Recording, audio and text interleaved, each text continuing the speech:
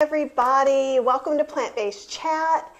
New place, new excitement. So we're like on the road. So we are not in my kitchen, as you can tell. There's a kitchen that way. We decided the light was better this way. So I'm here with Nava Atlas, who is an amazing, amazing human being who I've known for a long time now. It's been a while.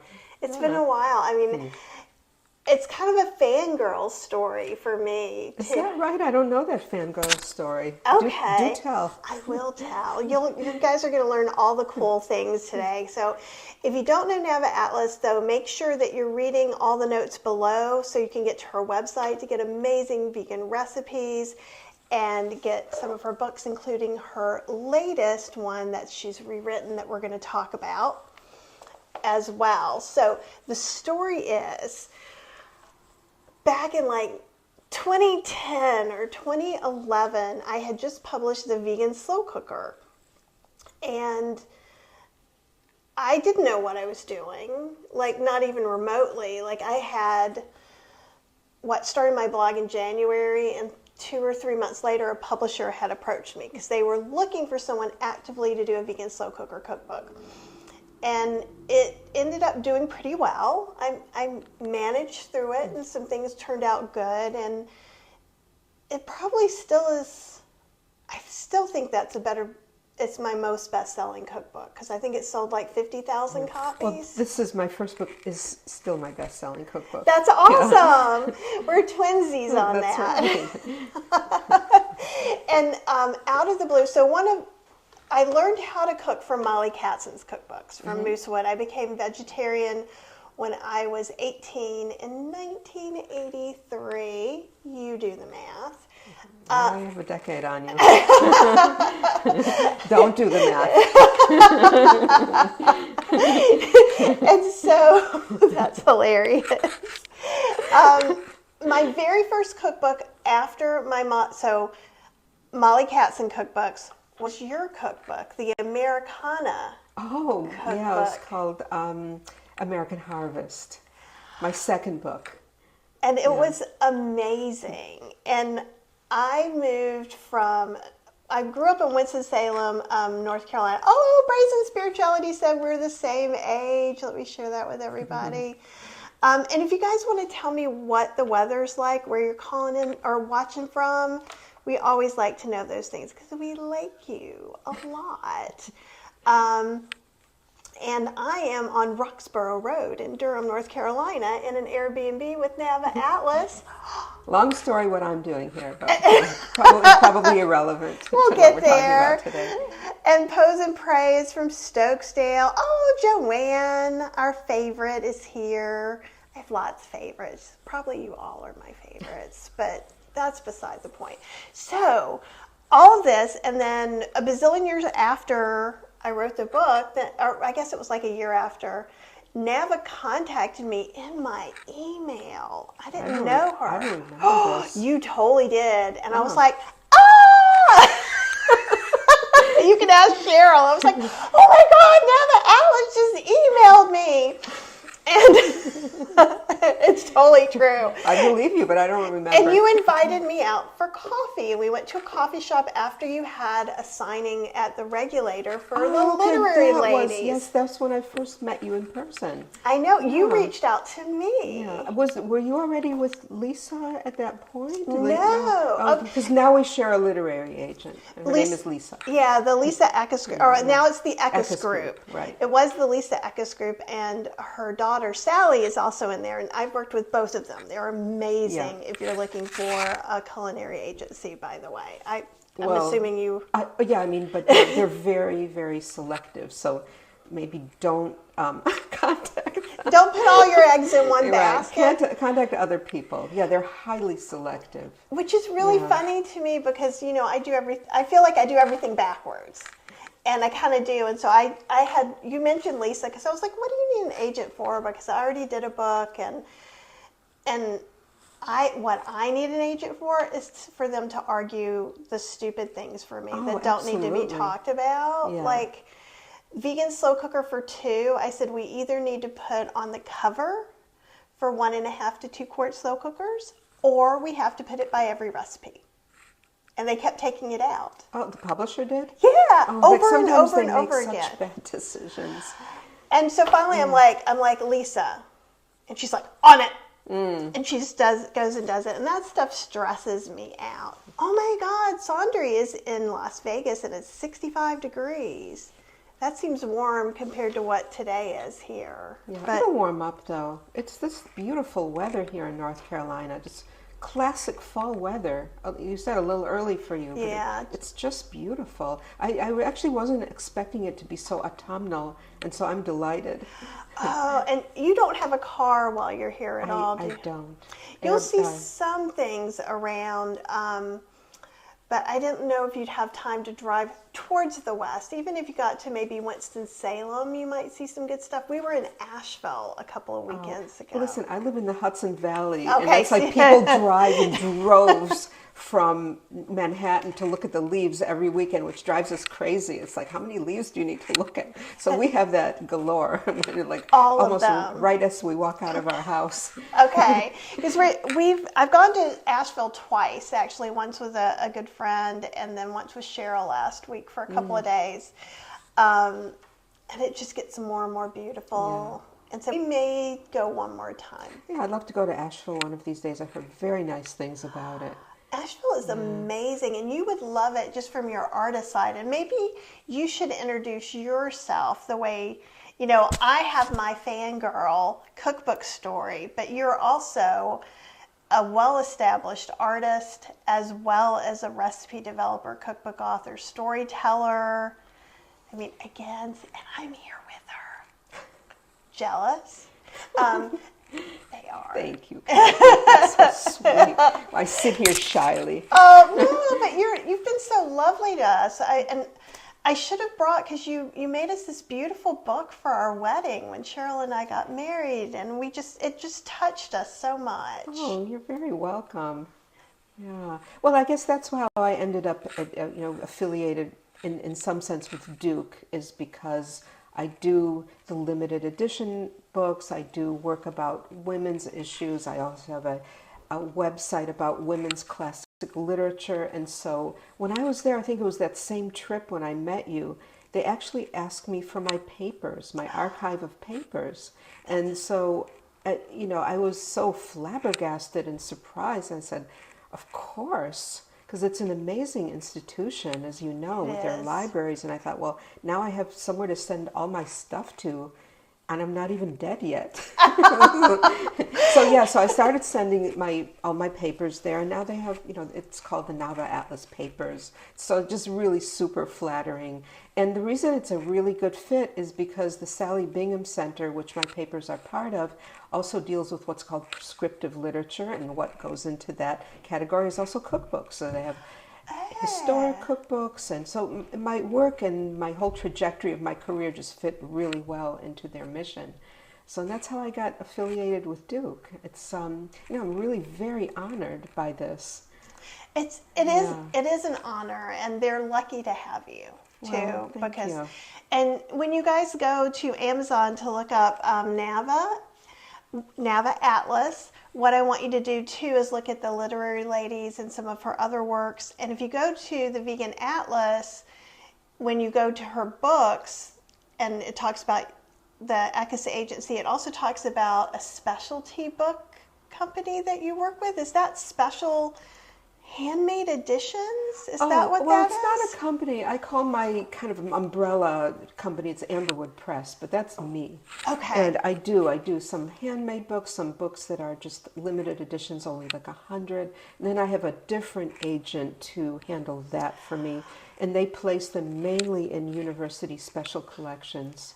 So, I'm sort of all over the map, but it's all right-brained stuff. And I was joking that, now that my papers are here, I have this fantasy that someday I'd like to get a PhD, like when I'm 90 years old or something. So I'll come here and do a PhD on myself. I'll sign up for that. Can I have like what is it when you have like the special studies where you're just like working with one person? Like we can hang out and have coffee. You could be my research assistant. and I will go back to our nursing home. I love that. I love that. And Mona's saying, I just happened onto this, don't know why notifications aren't working. I did just put up the notification this morning because I wasn't sure of the time. But also, Restream did something really weird. So those of you who are in the Facebook group, Vegan Recipes Cooking with Kathy Hester, A, yay. B, thank you for not being annoyed with 6 different messages coming, because Restream kept saying it's not going, and so I kept clicking edit. And then it just made a whole bunch of them. I have no idea what she just said. You may not either. A little too technical for me. Not a technophobe, but I didn't understand that. Mostly somebody got a lot of messages by mistake because something isn't working. Oh, okay. And I bet it has to do with Facebook. Facebook is not always our friend. But thank you guys so much for being here and hanging out. Oh, yay. And Facebook user, I'm not sure who you are, just because I can't see your name. But if you type it out, I will say hello to you personally, and so will Nava. But it's great to see you here. So, one of the things I think I kind of put that we were going to talk about, this is so vague, like veg through the decades. Well, it's a great topic, and I've been interviewed quite a bit about this new edition of Vegetariana, because I started it, this is going to really date me, but I started it 40 years ago, and it was published first in 1984. Here's the back, here's Babe Ruth, I illustrated the whole thing.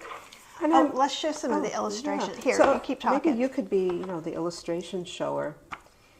When you think about the last 30, 40 years, what has gotten better other than the food movement?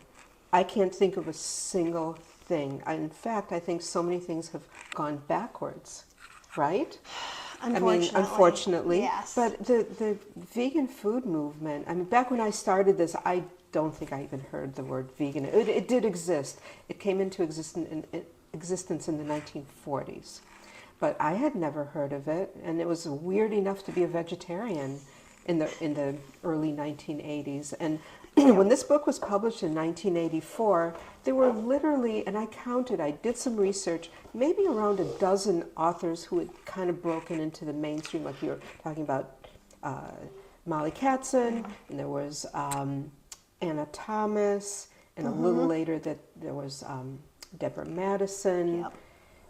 And I really worked very hard to count up who was really Frances Moore Lapay with the Diet for a Small Planet, 12-ish. And as another vegan cookbook author, now you cannot count the number of vegan cookbooks and cookbook authors. Not at all. And what's interesting is because I went vegetarian in 1983, and I kind of was collecting all the cookbooks I could find, because remember, this is pre-Amazon. Yeah. This is not like I just go out and I can order all the cookbooks that were ever done. You have to go to a bookstore. Imagine that. Or a health food store. Health food stores, right. And a little bit late 80s, early 90s, that was a little more possible. It was more co-ops. And I always say, vegan was so underground in the 80s. Because, I don't know about where you were, but, you would end up at somebody's house, and they'd have, something set up in their living room, or their basement, or their garage, selling natural foods. Oh, is that right? No, I didn't know about that. So it was almost like, ooh, fancy. Yeah, what I do remember is that people, when, let's say you were invited to somebody's house, and you said you're a vegetarian, back then, they would freak out. Oh my gosh, what am I going to make for the vegetarian? So I decided early on, I'm not going to, I'm going to announce, but I'll bring the main dish. And then, of course, everybody wants what you're having. And as you know, people, you really win people over much more with the food. Everybody loves it. And I found that through the decades, I'm really now a hardcore vegan, 20 years, but I still find it's better to lead with the food, because otherwise people just get on the defensive. I do totally agree with you. There's 2 things I really want to point out. One is, and I agree wholeheartedly, bring a main dish. Even if it's bring double, and let them have it as a side. So whenever I go somewhere for Thanksgiving, I always bring something. Or even, we went to a little cocktail thing and I had just done a class, so I had some leftover, like, I think it was General Soy curls or something, because I was hungry and I didn't want to eat chips and salsa. And I thought, no one's going to try these. Oh my God, I almost didn't get any. Everybody wants what you're having because it looks good, it smells good, it looks appealing. I think that vegans and vegetarians kind of also eat with their eyes, and everything's more colorful, not as many, beige foods. It's just really appealing, and I found that has really helped. Although inside I'm so saying, stop eating the animals. Right. And I mean, some of my viewers are plant-based, some are vegans, and some are in between. And as always, we welcome all of you. Yes, I welcome everybody, despite what I just said. But she really does. Whatever you are on the journey, any step you take is really positive. I've just had over the years, and also at this point in my life, the filters come off. So. And it's just more of like, because I'm the person that lures them in with cookies and things like that. Like, here, have this, and you are too. No, absolutely. And I think the reason people get a little freaked out, especially now with vegan, I think vegetarian people just didn't understand. You couldn't go to the grocery store and get tofu. There were just so many things that were odd. And with the word vegan can be harsh to some people because some vegans are mean. My vegans aren't mean. Yeah. Well, also, I think that's why the term plant-based has become so mainstream, because it also implies it's more about what you eat, where you are on the journey, what the food is about, rather than vegan really is more about the philosophy. Yeah. And people can arrive there or not. But, I think that a lot of people are much more open now to at least exploring a more plant-based diet. It doesn't put them on the defensive. And also, you see the word plant-based on so many packages and everything. I think people are just really used to it.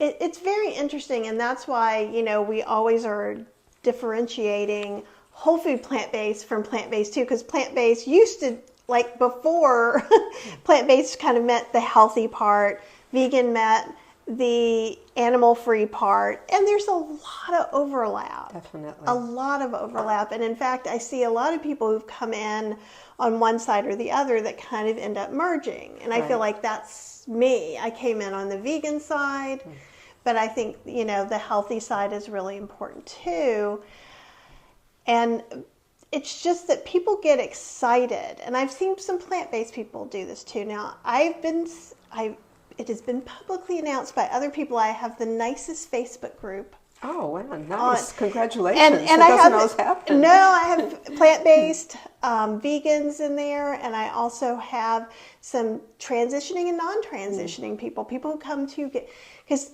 in like what you were saying before when you're thinking, oh, stop eating the meat. I'm just like, one meatless meal is a win for somebody. Absolutely. And you're eating more vegetables. So yay, everybody. Yeah. So again, and it's super important to me personally to be real inclusive and support people where they are, because it can be a hard journey for some people. And some people it's easy. It's like, for me, I saw a side of beef hanging on a hook, and that's the day I went vegetarian. I don't remember when was the day, but I just, I grew up with the traditional, really heavy Jewish food. And I just, even as a small child, I was a real problem eater. I did not like it. It seemed very heavy and greasy and not very many vegetables. I was never a child who had to be told to eat your vegetables. I wanted more vegetables. And I don't think gradually through high school, I do remember I kind of announced, I just can't do this anymore, Mom. And she said, well, okay, but you'll have to cook for yourself. She was a little upset, but then that hugely backfired because I loved cooking, and then everybody wanted what I was having. That's my story of how I got there. And then my cousin gave me a gift of, it was called the Whole Earth Cookbook. Oh, I remember that. And it wasn't a vegetarian cookbook, but it was like a hippie cookbook. But it had a lot of, grains and, the beige foods that we ate in the 70s and 80s. Things have gotten a lot more colorful, oat groats or whatever, things like that. But I loved it. I had so much fun. And in Michigan, you have to learn how to drive when you're like 4 years old. Otherwise, you're not going to get anywhere. Not exaggerating. Okay, you're 16. And so I would do my own shopping. I would go to, back then, the natural food stores were called health food stores. And there was very little food there. It's only like vitamins and supplements. It was all kind of dusty, but they did have like dried lentils and brown rice and all those kind of things that we really didn't grow up with in my house. And I just loved it. I had so much fun with it. And I still have that Whole Earth cookbook, and I already started to scrawl my own notes into it. This was good. I added this. So, got cookbook author in the making. Yeah, it's always very interesting to look at these things. And Brazen Spirituality said she had an exact day too. She was making burgers, had blood on my hands, and that was it for her. And again, all of these are our personal stories, and you are where you are, and so different people I'm putting up here saying they're plant-based or they're vegan or they're plant. What was the one that was mostly? Where was it? Plant-based exclusive. Boy, that was hard to say, wasn't it? But what is that? Do you know? I think that's plant-based, and I do see, because one of the things is, and Mona's talking about this. And I can tell you a story about this, is plant-based can include meat and dairy in some places. Now, what that means for you guys is that's not what plant-based is. And the vegans... We might want to call that plant-forward. I've heard plant-forward, too, where most of your diet is plants, but there might be other things in it as well. It's true, because I kind of want to say, like, plant-based was a way to say healthy vegan. That's a good way to put it, healthy vegan. Whereas I sat in, because I go to a lot of blogger conferences and blogger events, and so sometimes there are things like the Beef Association there and things. And so they were talking about how plant-based just means have more plants on their plate. So they are actively trying to co-opt plant-based for themselves. And as far as I'm concerned, now, and maybe, obviously I don't hang out in meaty circles, maybe they were using it before, but I suspect they're using it as a marketing term. They're co-opting it.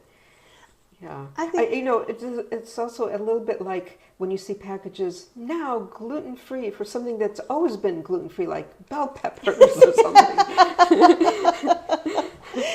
So trying to take a term that's become more popular and, trying to capitalize off of it. I do agree with you on that for sure, but it is very interesting because food, it's about love and nourishment, but it's also about marketing and selling. Absolutely. Too. Yeah. So it's very interesting. I've noticed over, like the past decade, there's more like cartoon characters or superheroes on some of the more branded packaged vegetables like cauliflower or lettuce. I noticed some I've stuff never like noticed that. Not a lot, but a little bit. I was going to the Produce Association trade show, which is I gotta get out there more. You can come hang with us at the produce convention. Well, the produce convention I probably would like. That's what I live off of. But, we're talking about ingredients. That's a huge part about why I wanted to redo Vegetariana. But honestly, books that I did 12 years ago, I feel like need to be updated already. Rice milk, soy milk. I don't use those in cooking anymore. They're not great. So now we have cashew milk, almond milk, oat milk. Things that really a dozen years ago were not that available, and that's amazing. And they've become also pretty mainstream. Where can you not get oat milk nowadays? It's very true. And I'm noticing soy milk is actually kind of going away a little bit, which makes me sad, but it also makes me have a soy milk maker now. Oh, okay. Nothing wrong with it. It's not the best sometimes for cooking because it has a very distinct flavor and aroma. Sometimes you want something a little blander, whereas rice milk is already too bland. So in between, thin.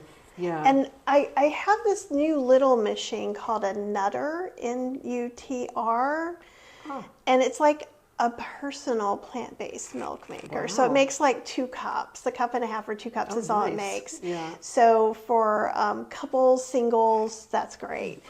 And you can do, the reason I like it is that you can do soy milk or you can do some of the others. Whereas like an almond cow can't do soy. Okay. Nutrimilk can't do soy because soy requires enough cooking and things like that. Well, think about that. Just these products that are available to do things like that with. You were talking about the Ninja Creamy. The Ninja Creamy. Yeah. A little plug for Ninja Creamy here. You know, these things weren't around, what, 10 years ago, right? The Ninja Creamy came out last year. Last year. But I mean, even when you think of something like, I remember getting my first food processor in the 80s. Yeah, I've had mine for a very long time. I think it's going to outlive me. But even like when you think about a supermarket produce section, I remember when I was growing up, what did they have? Carrots, lettuce, celery. Now, you know, the produce section goes from the front of the store to the back of the store. Yeah. There's Caribbean vegetables. There's just all kinds of things that we just didn't have. Oh, maybe, I don't know how long ago, but it's definitely, people are definitely buying vegetables. They're doing something with them, and that's good. It is. I think everyone is really at least thinking more about health. I think COVID kind of helped that a little bit too. Everybody was scared and panicky and had to cook at home. The truth is, yeah, everybody had to cook at home, and people started learning how to make sourdough, which I failed my sourdough class. I'm sorry. I made kimchi a couple times. 3 times. Once it came out well, and once it came out okay, and once it spoiled. And I thought, I just can't do this. I love kimchi so much. But yeah, remember the thing with regrowing scallions? I don't want to. I totally did that. We did that. And I have like a live about it. And here's what I love to do is get the scallions even this year, cut off all the greens, regrow them, cut them all off, but dehydrate all of them. So I have little mason jars of them for the winter. That's a great idea. There is a video on this YouTube channel. That's a great idea because it's almost like sprinkling chives, but it's scallion. Right. Yeah, you could do that or put it in soups and things like that. That's a great idea. I do want to interrupt just a second. Nicole is saying and about their gluten-free label, it can only be used if product is under a certain parts per million of gluten detected, so it's helpful to have that on things that are obviously gluten-free in case of contamination. Well, that's a good point. But I was talking about some things saying now gluten-free, so it makes it seem like it was not gluten-free. But that's a really good point for people who are celiac and who really need that designation. I understand. Because I'm gluten intolerant, but I am not celiac. Right. So it just makes my joints swell a little bit. So if it's really good and vegan, sometimes I'll go ahead and do it. Yeah. But can you tolerate sourdough bread or also not? Because that is fermented, so it's a little easier. Me, it's easier for me to digest sourdough bread. I'm kind of trying a few different things. So possibly, very possibly. I'd much rather eat vegetables than bread, but if I have to eat bread, I love sourdough. Oh, see, I do love bread, and I think I've been gluten-free for how many years? Like 5 years. With the past few years, I've been kind of adding things in and seeing how my body reacts and what works and doesn't work. But it makes you kind of miss it more. But then when to me, it has to be really good. So if I took a bite of gluten-free pizza or a bite of gluten-y pizza, because Cheryl and I were in El Paso, of all places, and ordered this vegan pizza from DoorDash from this amazing place. I don't remember the name. We chose from like 6 vegan cheeses, 2 kinds of vegan pepperoni, 3 kinds of vegan sausage. So I'm like, I'm in. I'm having this pizza. Yeah. And it was amazing. Well, think about it. 10 years ago, that might not have been available to you. So it's, really the changes have been, over the decades, but I would say in the last decade, it's really accelerated a lot in making all these things available and also making them so good that you don't miss the original. It's very true. Yeah. There's Little Northern Bakehouse is one of my favorite vegan gluten-free breads. And unfortunately, Sprouts just stopped carrying their bagels. So what I'm going to have to do is be a grown-up and make my own gluten-free bagels. Well, I can't digest bagels, but I would try yours. Aw, Yeah, you're definitely. so sweet. They would probably be good. Yeah. When I lived in New York, I just got such a love for bagels. Well, I just can't digest them anymore. It's like they feel like they're still in my stomach the next Oh. day. So it's okay. You know, I'm glad to give the. You know, you have to see how makes your body feel. Like you said, if the pain is is much more than the pleasure, we don't need it. We'll find something else. I totally agree with that. It's Mona's saying, I miss my place in Colorado that had both vegan and regular options of everything. Yeah, we were somewhere, I think it was in Asheville, and we could get either one. Asheville has a lot of vegan food. I can imagine. You should come back and we should go to Asheville and do a show. Maybe not even a show, maybe we'll just do a little tour. Have you ever been to Plant there? I've never been to Asheville. She's got to take me. You guys, it's one of the best restaurants I've ever. Really? Yeah. Now, have you been to Fiction Kitchen in Raleigh? No. When are you leaving? When are you Saturday. leaving? Okay, we can talk and see if we can get a reservation. They're only dinners, though. It's in Raleigh, so it's about not quite 30 minutes away. Yeah. So we'll see if you can do it this trip. It's delicious. So we had actually eaten at, what is it, Candle Cafe New York? Yeah, what's the number? I always forget. Oh, there was a Candle 79, and then there was That's a different candle, and I think they re-merged again, one of them. Okay. Maybe because of... It was 79. Right. I just remember it was a number. Yeah. I'm 57. That's all you can expect from me. And Cheryl had just gone there, and this is before Cheryl was eating plant-based. Because it's only been since, 2019 or 2018? Cheryl's over there, just in case you're wondering. Plant-based? Yeah. I want to say that it was 2019. Okay, 2019, I think. So she had never been to just a vegan restaurant, and we had gone there, and of course it was delicious and amazing. Delicious, yeah. And then Caroline Morrison had just opened Fiction Kitchen, and we hadn't been yet, so I was kind of like, okay, look, this may not be the same super, super, super amazing quality, but it is. Oh, that's fantastic. It is. So if you guys come to the Triangle area, you need to go visit Fiction Kitchen, and I'm supposed to be having Caroline on to do a chat at some point.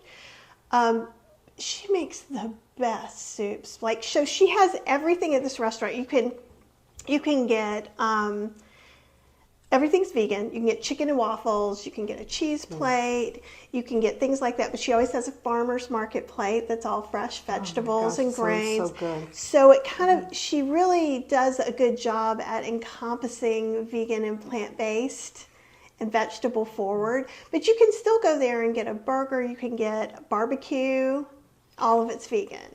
Oh, it's all vegan. All vegan. Oh, okay. All of it's vegan. And most things are gluten-free or have a gluten-free option. She used to have some vegetarian appetizers, but I'm not sure if she does anymore. During the pandemic, we talked, and she's like, she wanted to differentiate herself a little bit more. But when she opened it, because it was a vegetarian restaurant, and vegan people tend to be more vocal about where they're going. And so I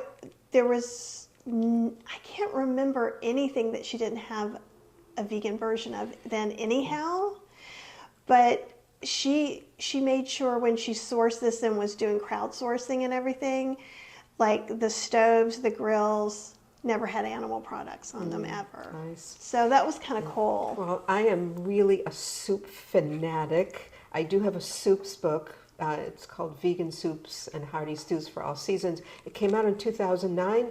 It's already dated. It has rice milk and soy milk.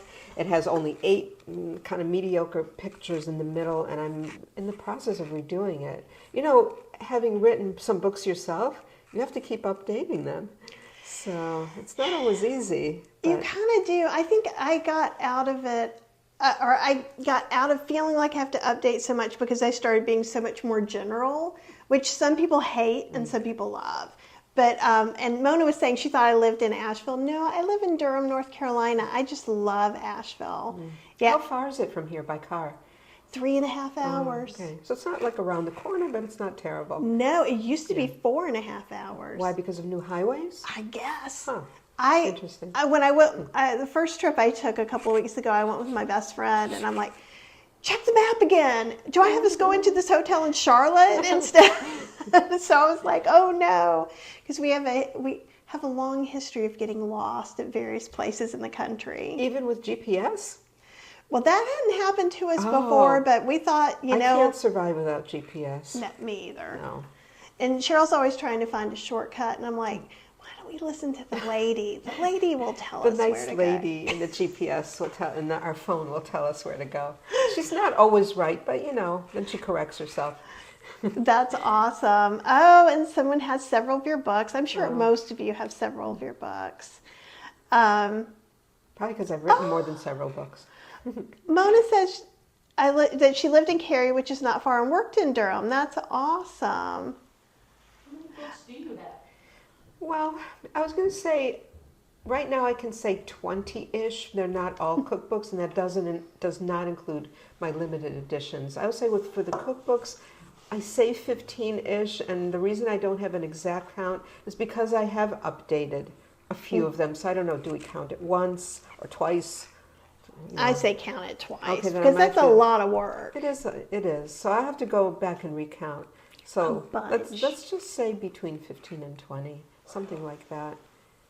That's funny. And Joanne's saying, Cheryl, you were tough to convert, but look who cooks for you. I was so proud of you when you decided to come over to the dark side. Or the light side. Exactly. Well, and this is one of the things actually I said we wouldn't talk about. Now we're going to talk about it. This is what plant-based chat is like. Because, Beyond Meat can be so controversial because it has oil. It's not for everyone. So I want to be real clear with everyone. I'm not saying you should eat Beyond Meat, but perhaps it will help somebody who is not you, okay? Because one of the things, and I don't know, as a cookbook author, I'm assuming you've had some of this too, where you get reviews that aren't really about the book or the recipes or if they're good or they're not. It's that the book just isn't for them. Right. Right? So if I write a beginner book and you're an advanced cook, giving me a 1-star review saying this was a boring book doesn't help the person that the book is for. Right? That's a really good point. And about the Beyond Meat and these other products, I wrote the book before this one came out was called Plant Powered Protein, and it was all about those products because I've just been hearing about how these products are helping people make that bridge. And in each recipe, I recommend a certain packaged product, but then I also had a chapter on how to make those yourself. For example, like a plant-based ground, you can either buy it in the package or you can make it out of, let's say, red beans and walnuts. Things like that. So, food is such an emotional thing, and especially around holidays, people really have a nostalgia sometimes for what they grew up with. And in as much as I always say, I really didn't like the, food I grew up with. Well, like every Jewish holiday, I'm making matzo ball soup. So, you really, those sense memories are so important to us. And so I think that being able to eat, you say, oh no, I can't do this because I'll miss it. Well, these companies are making sure that you don't have to miss it. And even if it is really not for everybody, but I read that a majority or a large plurality of the people who buy the products are not vegetarian or vegan. So it is helping people make that bridge. It is much better for the environment. So, even if I say, well, it's not quite for me, it is for somebody else, and it's helping them. Right. And I think, I'm always kind of promoting a kindness mindset, like be supportive. And if you're not sure if you're being supportive, maybe you're not. Yeah. Right? Like if you're asking questions that aren't to help someone or saying things like, there was someone asked about Beyond Sausage in the group. This is one of our big whoos. We've had 3 in my group. And one was like someone got really upset because it's not whole food plant-based. I'm like, well, this group isn't only that, but also, and I'll just, if you get into my group, you've read that long thing, which is what's helpful, what's not helpful. I'm very specific, because if you don't want people to eat Beyond Meat or Beyond Sausage, you know what you can say? Here's my favorite recipe by Nava for how to make your own homemade. Or here's Kathy's oat sausage breakfast recipe. So that's helpful. Telling people not to do something is never helpful. Because if I told you to do something like, let's say you told me to eat meat, in one ear, out the other, I'm not going to pay attention to you. I would not. Right, I made a choice. So if I said, if I'm using the same methodology to tell a meat eater to eat my way, that's not going to work either. Cookies work really well. Well, like me. What? We can't hear you. Can you come up here? Cheryl's talking. So like one of the things is Cheryl actually, the Beyond Meat is what really bridged her over to be able to be plant-based. And that's true. I don't want to get into it. Yeah, it's very true for a lot of people. But, even if you start out and you're using the Beyond Meat and the Impossible Meat and all that stuff to make that transition like I did, it was very helpful because I was able to get those textures and those feels, and it kept me being able to keep going and have those familiar things. And of course, Kathy, like, all I have to do is say I have a taste for X, and she's like, I can make that. But it really helped have these textures and things. But I think from my own experience, and I think it's happened to a lot of other people too, I think eventually if you're doing that and you do go vegan, at some point you stop having the taste for that and you want something better. Mm-hmm. And at some point you just go, oh, well, I would rather have that bean burger than that Beyond Burger. I think it's just a natural movement. And it's true. It was actually kind of surprising when Cheryl made that leap. I know, because when I was here that a few years ago, she hadn't yet, so I'm delighted to hear that, Cheryl. Yeah. What was I going to say? Oh, I was going to say, I have 2 kids, old kids now, not kids anymore, and they're vegetarian from birth, and they've never, either of them, have tasted meat, chicken, fish, nothing. But they like those products. They like the meaty things. I guess there's something primal in it, of the texture. And also I was going to say, I've had Beyond and Impossible, and my memory of meat is pretty dim by now, but to me they don't taste like meat. It's more of the texture and the hardiness. Yeah, I agree. Yeah. And I do agree with you on that too. Like, I will say, and this is one thing that other people have said too, is that you kind of have to be careful, because like I can't always visually tell the difference. Like if Cheryl got what was it, the Impossible Whopper, and I think I tried some, and I'm like, are you sure? Because when it's a bean burger and you see a bean, you're like, okay, I'm groovy. But when it's kind of weird, that it's that texture. But it's kind of I do like the Beyond Sausage every once in a while, and some things like some gumbo or jambalaya, red beans and rice. I mean, it's variety and it's fun. And again, let's not be judgmental. It's not going to really harm you if you have it, once in a while and with a lot of vegetables. I mean, even the plant-powered protein, it's still a very vegetable-forward book. So I just thought as a way to help people make that bridge. I like that. Yeah. And in my books too, a lot of times I'll have, you can use the canned beans, you can use homemade beans, you can use pre-bought. I usually try to say veggie mints, which sometimes confuses all the Americans, even though I'm just a Southern girl, so I figure if I can pick up mints, so can everybody else. Or you can mince mushrooms, and use that instead. So I try to give all these.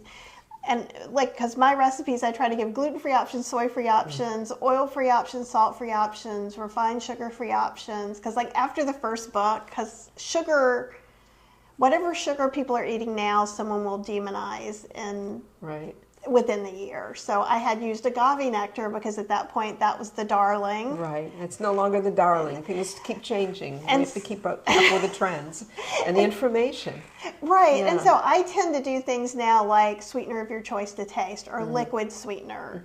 because like in the Ninja Creamy book, I'm using lots of dates because it is a whole food plant-based book. Oh, dates are wonderful for sweetening. Oh, they're so versatile. It's amazing. Yeah, and if you have like I have an oat date sweetened vanilla ice cream. Oh, nice. Actually, in my 5-ingredient vegan book, there's a 2-ingredient recipe for date caramel. So it's basically just dates, maybe soaked a little, and whatever plant-based milk, you put it in a food processor or a blender. And actually, I served it to people, and I said, guess what's in here? These are foodie people. They couldn't guess. It really is so much like caramel, and there's nothing to it. It's crazy. Yeah. And I've done stuff with them before too. And so one ice cream that I've got to make one more time because my pistachios weren't so good. I made a pistachio milk, orange flower water, date sweetened. God, that sounds so good. And all this stuff. And when are you visiting next? Because I know we haven't seen each other. I know. I don't have a specific plan, and I was going to say that I have to find a better place to fly from, because flying from Newburgh is good. Newark was just a nightmare. Oh, and no. So, yeah, but once we got on the plane, it was great. It's at the airport. It's just by the time you get to your plane, you're exhausted. Yeah. So my daughter and I flew to Iceland from our local airport, which is a tiny airport, and it just made all the difference. But I'm going to segue into Reykjavik is one of the most vegan-friendly places, and they now have the world's largest vegan supermarket. Really? In Reykjavik, Iceland, and we didn't get there because we got COVID. Oh, So one day you and Cheryl will have to meet us in Reykjavik. It is so fun. Sign me up, because then you know where the places are. I know where the places are. They have the best soups. It's so vegan-friendly. It's just friendly.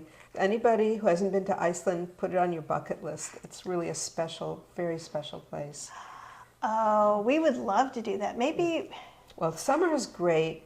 I would say July, it doesn't get dark at all, but it's very busy. So August is an ideal time. I want to go back next summer already. I already know that. And my daughter fell in love with it also. So. Oh, that sounds amazing, because that was going to be my question when I heard you say that, is how vegan friendly is it? Because I would think extremely.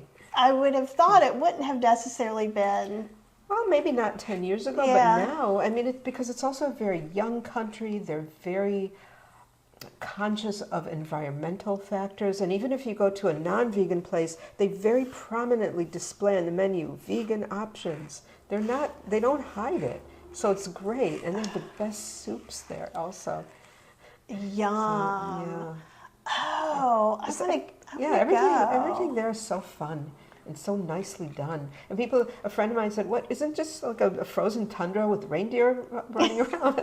That's people's picture of Iceland. Maybe they want to keep it that way, but no, it's a very sophisticated culture with a lot of books and museums and everything. I love it. Yeah, I've heard wonderful things about the culture, and they just seem to be a very mindful, intelligent population. Very much so, yeah. And I want to see a reindeer. They don't have them. I mean, it's really something that looks like a reindeer. Maybe Greenland for that or something. Okay. Yeah. Now, when you go out of Reykjavik, basically what you'll see is the horses, the Icelandic horses. Okay. They are so cute. And there's tons of them, thousands, in the wild. It's just beautiful. Oh, man. That sounds lovely. Yeah, we're in. That's awesome. So everybody's also talking about different cookbooks, and Rob, who's my best friend's husband, says, so basically my brother-in-law, for all intents and purposes, good to know about Iceland. We travel with them a lot, so it may be, when you said that, although I'm hesitant to take this on at this moment, be interested maybe to do a vegan tour. There would be so much to do there. You mean like you would organize it? No, we would organize it. Yeah, as long or you could organize it, and I will sign up. I'm not a good organizer. I feel like I have certain talents, and in other things I'm just not good at anything else. I draw, I read, I write, I cook. What else do I do? That might be it. What else do you need to do? So yeah, and actually that's a really great idea because there's really a lot. Yeah, in fact, I think in the east of Iceland, there's like this farm where they grow something, and they have this vegan cafe in the middle of nowhere. So, and they have a tomato greenhouse that serves all kinds of tomato-based dishes, not far from Reykjavik, at the vegan supermarket and all the vegan eateries. Actually, I was there for a month in 2018 on a artist residency, and when I came back, some of the vegan places had closed, but some had, there was a lot of new ones open. So, and there's supposed to be like really excellent cafes, which we didn't quite explore all of them. Really, they're very much of a coffee culture. So we should talk about that. We should. And Yeah. Joanne says, don't forget about the hot springs. Yes, the hot springs, the pools, the lagoons, and they're considered the number 1 or 2 most LGBT-friendly country in the world. They were the first country to legalize same-sex marriage. They have the most beautiful, what is it called, Pride Parade in August. August sounds good then, August is for a really lot of good. reasons. Yeah, August is great. Now, Rob is saying, do you have any tips for traveling as vegan in general? Like when you went to Iceland, did you do a lot of research, or did you just ask some people once you were there? Or did you know someone who was vegan there who gave you tips? The first time I went, I had such a busy summer, I almost didn't know anything about Iceland or Reykjavik, so it was all an enormous and wonderful surprise. And in fact, sometimes I said to myself, is this heaven? If I see my mom coming around a corner, I know I'm going to be in trouble, because there was just everything there. It seemed like it was designed for me, like that scale, the walkability, the vegan friendliness, the friendliness, the galleries, the museums. It was like an ideal place for me. The bookstores, the libraries, all these things that I, as a nerd, as a committed nerd, just love. So no, I basically, there's the internet, and there's a lot of really good information. But that's, if I have time, I'll research it. I don't like to go to really vegan, unfriendly places, but, it's just becoming so much easier everywhere. I don't remember going to any vegan, unfriendly places recently, because it's changed so much. It's one of those things, can anybody think of anything that's gotten better over the last 10 or 15 years? Because this is the one thing that really comes to the forefront, is the food culture and the availability of healthy food. Politically, legally, everything, culturally, I feel like almost everything has stepped backwards except this. Yeah, it is interesting, because I was about to say, well, even how we can get deliveries and stuff, but then that comes right back around to support the availability of food. Absolutely, the availability. Now, when I travel, I always keep like a snack bar collection just in case, like for airports or things like that. I don't know if do you have any things you take with you? Just, you've seen me. I'm really little. I don't actually eat She's all on that a much. pillow, and I'm 5'1", and I'm not on a pillow. I'm sitting on a pillow like a child. No, not like a child. But I do take mixed nuts with raisins, because I feel like it really fills me up in a very satisfying way. Just a handful, and I can go for another hour or two, and so you never get that kind of hungry crakiness. And I almost have it always in my purse, even at home, because you never know. You get caught up at the supermarket or whatever, or traffic, and you have a little snack with you. So that's my go-to. Nothing fancier than that. I like that, and I think I think it's important not just to do that when you're on purpose traveling, because like, what if you get caught at the DMV office and then you just have whatever's in the snack machine while you wait 3 hours, and you're going to end up you're going to end up compromising something. Yeah, I like to work because I do a lot of writing. I like to write in libraries, not so much I like to write in cafes, but not during COVID. So libraries have been my go-to, and so that's an easy thing to sneak if the librarian doesn't want you even. And it's not messy like chips. I like that. For libraries also. Yeah, chips would be way too loud for the library. Loud. I would look at you. Yeah, right. They're messy. But that's like you sneak a little handful and you're good for another hour of writing. I love that. Yeah. And I love this tip about Iceland. Actually, what I love is our future trip to Iceland, however it ends up materializing. That would be cool to organize a vegan trip to Iceland. But again, I'm not a great organizer, so maybe if we join forces, because you seem like a better organizer. Well, because doing this show. I have a Cheryl too. That's right. So Cheryl, you just said you wanted to go to Iceland. Cheryl's making she's making a face, but before she was like, I want to go. So yeah. The only thing is you have to realize that it never gets dark in the summer, but it also never gets warm. So if you don't like heat, you're going to love Iceland. Then I will. Yeah. It was too hot for me this year. Like actually, it was so hot I couldn't go walking for a couple of months. When we were there, it was almost always around 54 degrees Fahrenheit in July. That's beautiful. Yeah. And it wasn't like a cold, chilly 54 because it's not damp. So I would often just be wearing what I'm wearing today, like a denim jacket, scarf. I tend to run warm, so I really don't like heat. And August is similar. August actually might be a little warmer sometimes, but it's just beautiful. Let's see if I can. We got some spam, but I don't think I can take it off from here. But just don't click on the spam links, okay? And somebody else comments something. Thank you very much. This is our very first spam like this during the live, so just don't click on those links. Don't do it. We'll move on with our lives. Well, I'm not. Yeah, I'm not either. Rob says Finley and Dawn have wanted to go to Iceland, so that would be really fun. And we travel with Dawn, Rob, and Finley quite a bit. Let's see, what else? So what got you, other than race milk, to do a new version of this? Well, first of all, it was vegetarian, and I wanted to be vegan like me. This is still, I think, my most iconic book. People still kind of remember me for this book. And I wanted it to, another reason, it has never been, I should say, well printed and well bound. So people would come to my book signings with copies from the 80s falling apart, and it's very flattering because instead of throwing it out, they keep it, they bring it to the signings. I'm signing a book that's kind of buckled and used, and so, very well loved.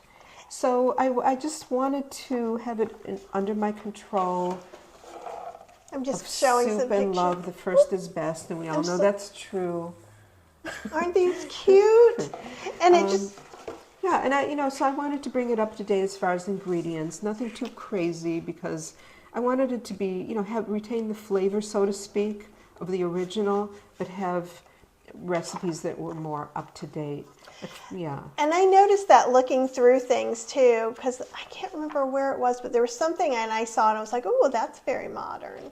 Maybe the Indian simmer sauce or something? Maybe. Yeah, because, for me, as a lazy cook, nobody believes that doing a curry means dumping in curry powder. That doesn't cut it. So now they have, and this is a fairly new product, maybe within the last 10, 12 years, is the jars of Indian simmer sauce, which make it sound, anything you put it on makes it taste like it comes from the best Indian restaurant. But because when you really want to make authentic Indian food, you need a lot of spices. You need to grind them and roast them, and I'm just not going to do that. So I use these sauces, and I think they're amazing, and they also really make meal prep during the week so easy. It's true, and we're so lucky. There's also a lot of gluten-free vegan like stir fry sauces, like orange, General teriyaki, and I always keep those because it's like you can always throw some tofu or tempeh in the air fryer and some frozen vegetables. And you know what it is about those products in jars? They're often completely natural. Many of them are vegan. They contain the same ingredients that you would buy 12 of. So why not just buy that one jar and be done with it? And it makes it really easy for busy cooks. It gives, it reduces that excuse of, I don't have time, I'm tired. You basically take tofu, a few vegetables, put any of these sauces on it, You have a really fantastic dinner after a long day of work. Why not? It's my cheater go-to. Yeah, So there's certain things I absolutely. do that are love that. cheater things, and like buying things like cruciferous crunch from Trader Joe's, which has like kale and 2 kinds of cabbage and carrots. Oh, yeah. I make my own cruciferous crunch, and I'll make a big batch. And even if you have some frozen, I'll saute like 4 cups of it and put it in with tofu for a tofu scramble. 4 cups of it with other frozen vegetables and make like a teriyaki with it. Right. I mean, once in a while I'll make my own peanut sauce, and once in a while I'll have the bottle, and also the same thing with salad dressings. It's more economical to make your own, but sometimes you just don't feel like it. And again, it's the same ingredients, but somebody has done the mixing for you. And again, make it easy, reduce that one excuse, because one excuse I've heard about plant-based cooking is, oh, it's really time-consuming, and then you can say, oh, it's really not, and here's how you can take a few shortcuts, and it's fine. I totally agree with you, because the thing is in the past couple of years too, we've all been tired. We don't have the same energy level. You've been cooking 3 meals a day because you didn't have a choice and different things like that. So like I chop all my onions at once and put them in the freezer, and I knock that little bag and shake some nice. out, and there Good you idea. go. Right, You can right. do that with mushrooms. So when you find mushroom sales, because I'm all about that, chop them up, put them in the freezer. Right. But brown rice, anything that you find in Trader Joe's in that frozen aisle that you're like, ooh, I love getting brown rice, but this is $4 for 4 servings. Cook your own brown rice, put it in a freezer safe container, ta-da. And then when you're getting your bottled sauce and maybe some frozen veggies, then there you go. Yeah, and I also wanted to make the point that going out to eat or even ordering in for 2 people, it could be like anywhere from $40 to $80. It's ridiculously expensive. You can't do that all the time. Yeah, it's great to go out as a treat. It's wonderful. We all need that. But you can't do it every day. No, and last year we were doing it way too much. It adds up. Sometimes I'm shocked when a restaurant bill, and I'm just with one other person, I was like, wait, what? And without getting fancy drinks and fancy everything. Like without drinks even. Even one of our favorite, and we can talk about where we're going to go eat later, but there are a couple of vegan places. So one of the vegan places that we like is Pure Soul. And they have, some different things, but food costs just are so high that even to go to a casual vegan place can be $17, for the plate. And it is still so much cheaper to spend $3 to $5 on a jar of sauce that you can make 2 or 3 meals with. Right. And so you just kind of have to think about where you are, and do you have more money than time, or time the money. Well, that's the thing now. There's so many options. There's great options, to shortcut, to do things from scratch, to, go out a little bit. That's the thing, that options have expanded so exponentially over the last decade or so. I do agree with you completely. And the fact that, at least here, more vegan places opened during the pandemic. Oh, that's interesting. I was shocked, and it seems like the same thing was happening in Asheville as well. Now, I'm going to go back here for a second, because Iona says, first off, that the book looks so good and loves the illustrations, as she should, because they're awesome. And had trouble when she went to Iceland 5 years ago, but you just went to Iceland. Well, I went 4 years ago, and this past summer. So, but 4 years, maybe things really, that's when the tipping point was. I don't know. I didn't have any trouble. And also there's supermarkets and other things. And friends of ours who'd gone the year before said, oh my gosh, there's no fresh food. That was totally not true when I went in 2018. So maybe there was a tipping point at that certain time. And was there a place or a name of a restaurant or anything you want to throw out that was particularly good that any of us could possibly spell? Well, let's see. There's Vegan World Peace, which is run by kind of like a cult. You know, the Supreme Master. Oh, that's the same one that's around in the United really? States. Yes. Yeah. But their Yeah. food is spectacular. It is good. So good. Where- So we ate there a few times. And you know, the Vietnamese population has moved into Reykjavik, and they opened a chain of restaurants, not like a chain what we have here that's generic, but they're really good food, and they have a lot of vegan options and delicious vegan soups that really were so fulfilling, especially when we had COVID. You know, those soups just felt like so healing. They were just delicious. And then there was one that was in the middle of Reykjavik called Glow, G-L-O, that does a lot of bowls, but they moved a little bit further out, and we didn't get there this time. And like I said, almost every place has options now. So, Okay. yeah. And it could be just a little bit of like what city you're in, possibly, or just, you know, because you can kind of end up at the wrong place. Like around in here, you could end up at a place that maybe wouldn't have a vegan option, though most places do. And in Asheville, and I forgot the name, there's a barbecue place that does meat barbecue, but also had a lot of vegan options. And in Asheville, Smiling Hara is their artisanal tempeh. Oh, wow. Which is delicious. You can get some at Whole Foods to take back with you, because they have it at Whole Foods here. But like they'll have smoked salt and black pepper. They've got like a barbecue and something else. It's really delicious.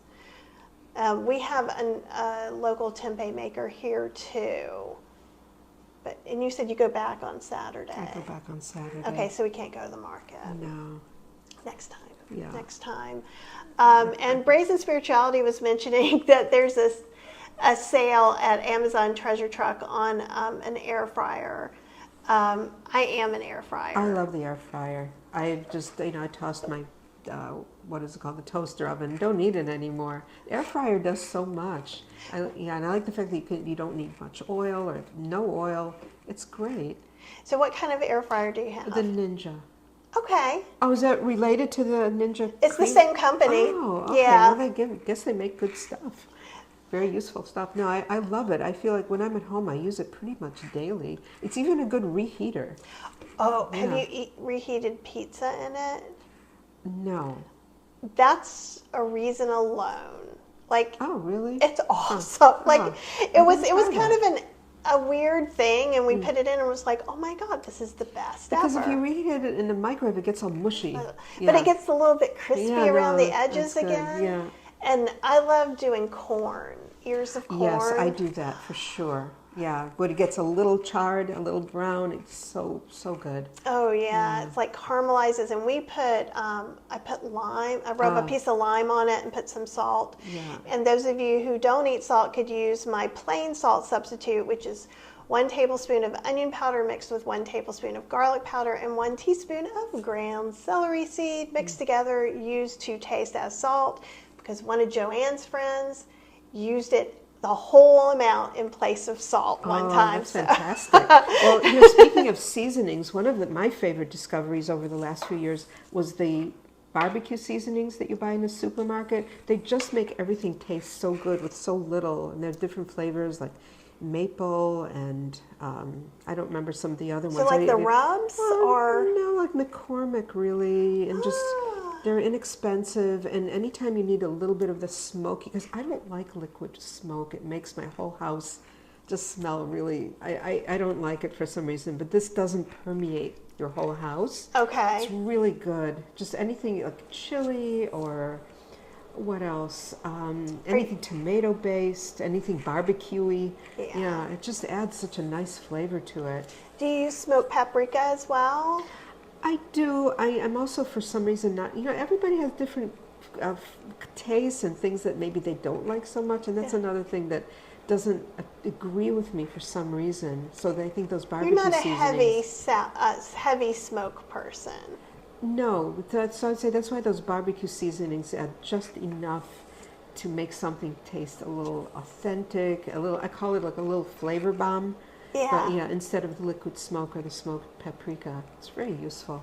I like that. Yeah. See, I have 5 kinds of liquid smoke. Oh, okay. We've got the apple and the pecan and the hickory, the mesquite. And it doesn't and make the your house smell like but maybe you like that. I love a campfire. Oh. So when See, I I lived in New don't. Orleans, the people who lived next to me would have a fire pit. And no one believes I'm an introvert, but I am an introvert. Oh, I'm a major introvert. And so what I would do is, I'll introvert you any day. well, the thing is I can be extroverted, but then I have to go home and lay in a quiet room for exactly. a long time. Yeah. So I can pull it off, but like these lovely people who I liked would invite me over, and I'd be like, "Oh, you're doing a bonfire? That's great! I'm so excited." I'm not going. I think I went to one in like 6 years. Why is it because there are a million people there or something? There weren't that many people, but I was just like, I opened my back windows and all the campfire smells could come in, and I would just sit back there and enjoy it. So with the introvert-extrovert thing, it's not about being shy. I'm a little shy, I'm not terribly shy. I used to be more shy. But it's more like where you get your energy. So I get my energy from being alone. Other people get their energy from other people. That's being an extrovert. So, right? Yeah, I think of it in the opposite terms, though. I think that's exactly right, too. I think of it how they recover.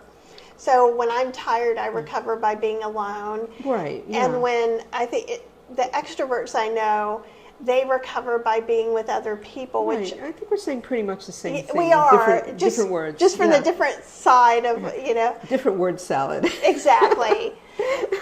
And it's just really funny because, like, even my doctor was like, well, you must be having a hard time with the pandemic being an extrovert. And I'm like, I don't know who you're talking about. Because, like, even now we're doing Veg Fest in December somewhere in Georgia with Helene, who does all the Triangle Veg Fest. And I think she does, like, 12 Veg Fests now. Oh, my gosh. And if you don't know her, I should introduce you for sure. See, if I was invited, I had done a few Veg Fests. If I was invited to do a Veg Fest, I would end up dreading it for a whole month. That's what I do. Oh, you do that. That's totally what. Okay, so I feel better.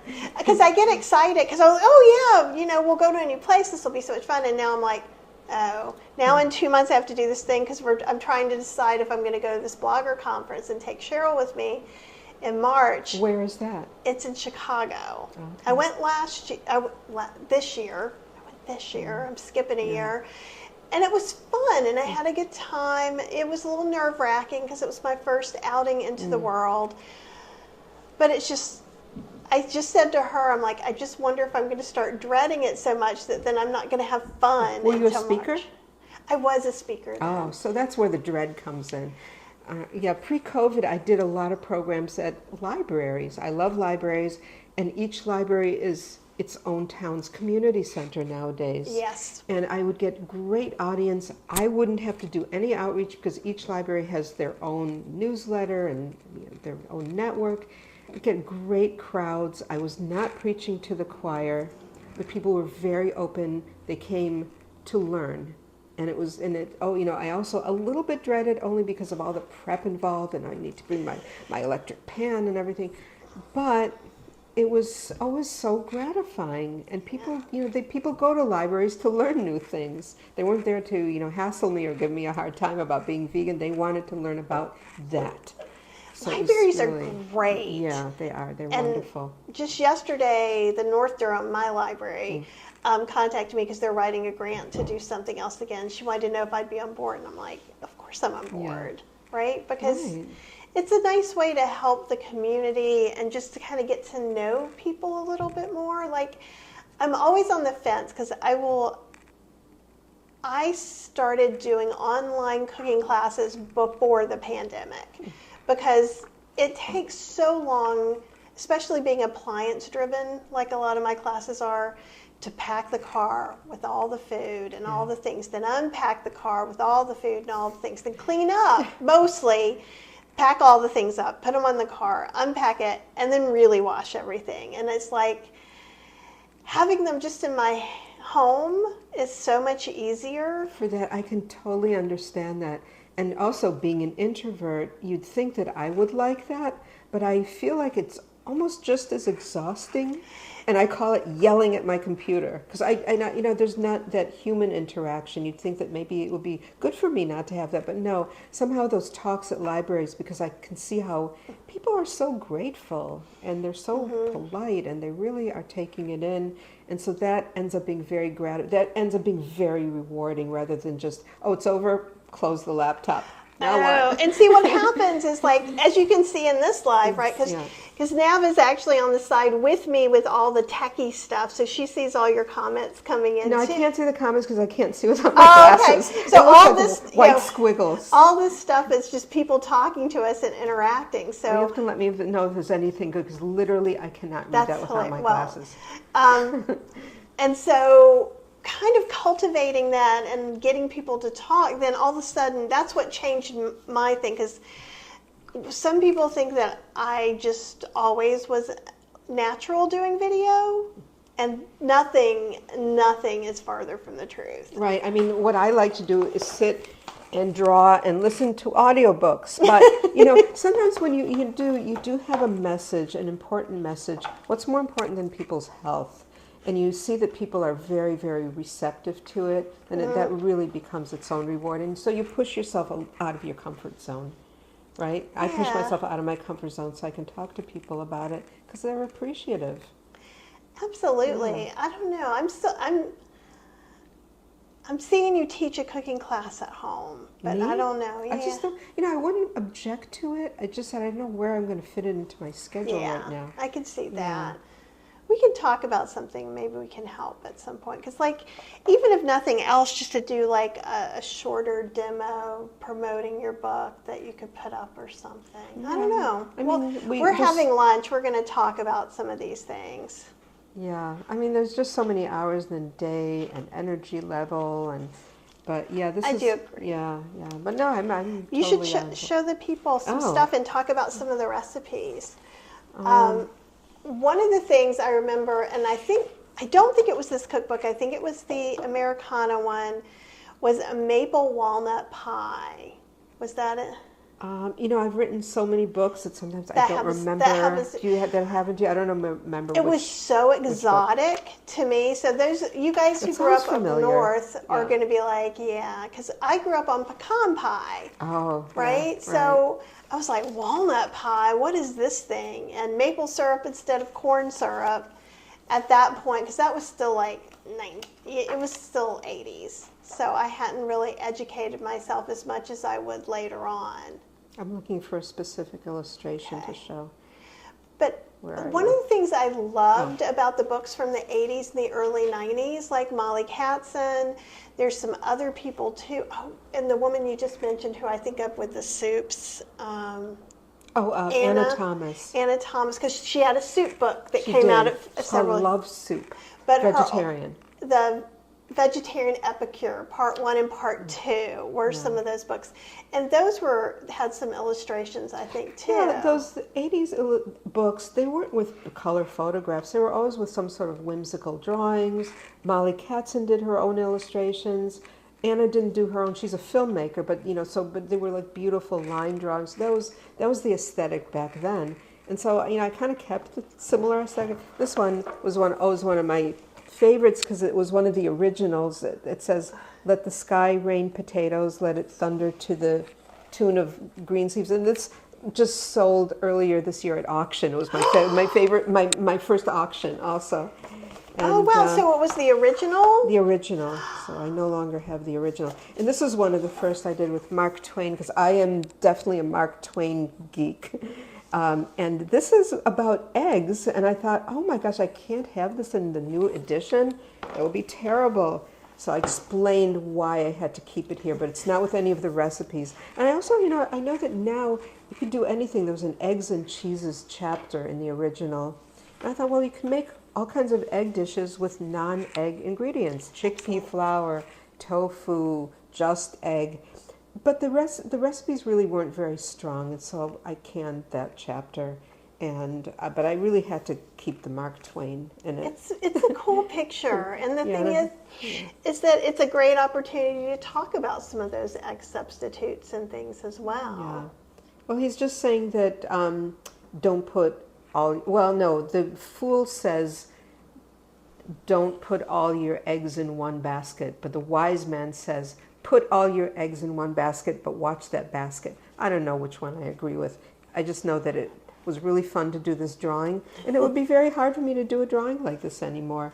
You know, they take so much patience. And I was in my 20s. I had like all the time in the world. I did do some new ones for this, though.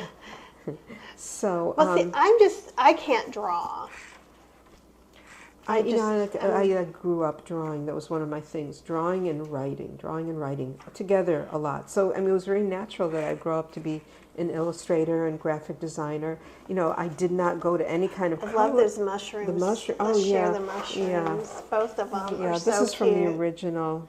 And see this little, Yeah. Oh, I'm pointing at the wrong thing. Oh, I can't He's so, see. Yeah. He's so cute. Yeah. It She's used so to be thought that mushrooms were wicked and it would give people, you know, wrong ideas. So, it's funny, I can barely read even this without my glasses. Many have eaten and do eat mushrooms more for wantonness than for need. And I love all the misspellings from the old days. They're so funny. So, and also in the back, I have all this like folklore and literature about herbs, all kinds of herbs and spices, and that was really fun to do also. I know. Iona's saying it's gorgeous. Joanne says, you. I love the drawings in your book. Christina is being very supportive and telling me I could probably draw it to scale. It's true. It's But- very true. Yeah, I'm thinking there's some things I've decided I don't need to know right now. I do stuff like I use Photoshop, I do photography, so I do have a visual Right. outlet, Yeah. if that makes sense. Oh, for sure. Yeah. But- Yeah, definitely. And your photographs have become quite beautiful. I am the last food writer who still can't take good photographs. That is not true. That is not Well, true. that's because I use Hannah Kaminsky. Yeah, Hannah's great. She's fantastic. So, and, you know, at a certain point you think, what can I delegate? And that's something I'm happy to delegate. And I'm working on some of the same. Right. Yeah, but it's interesting. Oh, Rob says, I love some wicked mushrooms and some stir fry. Yeah. They're wicked good. That's great. Oh, Brazen says, I'm working on an unofficial Bachelor of Fine Arts via YouTube. Ha ha ha. Oh, wow. So I think Nice. she's teaching herself. Yeah, you know, you can learn anything on YouTube. It's true. I'm so jealous Yeah. they didn't have stuff like that when I was in my 20s because I would know like 1,000 times more. We didn't have the internet in the 80s. You know, when I first started out, I had to actually call people on the phone, and I was shy, and it would give me such anxiety. Like you have to call an editor or call, you know, a publisher or an agent. It was like, oh, that was really hard. Now you just send an email. If they answer, great. If they don't answer, nothing, you know, nothing gained, nothing lost. But it doesn't make your heart palpitate, right? It still hurts my feelings when they don't answer back, I gotta say. Well, sometimes people are just overwhelmed with email. Can you imagine 30, even 20 years ago, we didn't have to answer emails for hours every day. We had all this time. What do we do with it? I know. I didn't get a computer till I was in my 30s. Yeah, that's about right. Yeah. So I was like one of the last people I knew to have email and stuff like that, which is very interesting because, you know, I ended up being a web developer and doing some other things, but much like cooking, I was self-taught that way too. Yeah, I get a bug and then I just have to learn all the things. Right. Yeah, I'm completely self-taught when it comes to cooking. I have a Bachelor of Fine Arts and I have a Master of Arts in Art Studio. I never went to any kind of culinary courses, all self-taught. Yep. Yeah. And see, my degrees are in music performance. Oh, I didn't know that about you. I learned something new about Kathy. Yeah, I played French horn in the Louisiana Philharmonic. No kidding. Yeah.